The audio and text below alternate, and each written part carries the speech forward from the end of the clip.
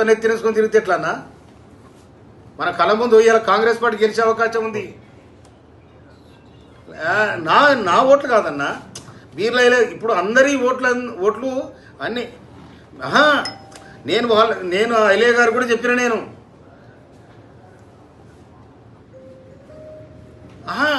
నువ్వు వాళ్ళకు కాంగ్రెస్ వాళ్ళు ఓట్లు బీఆర్ఎస్ ఏమని చెప్పేది ఎక్కడిది?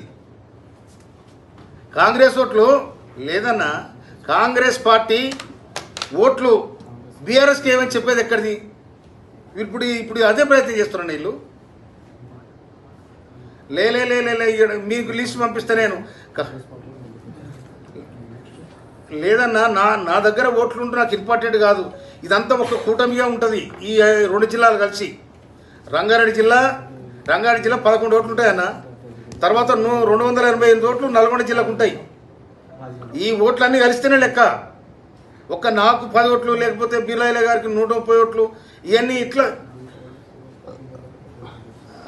అది ఇదైతే నేను చాలా సీరియస్గా ఖండించాను. మీరు కాంగ్రెస్ పార్టీకి ద్రోహం చేస్తారని కూడా చెప్పిన నేను.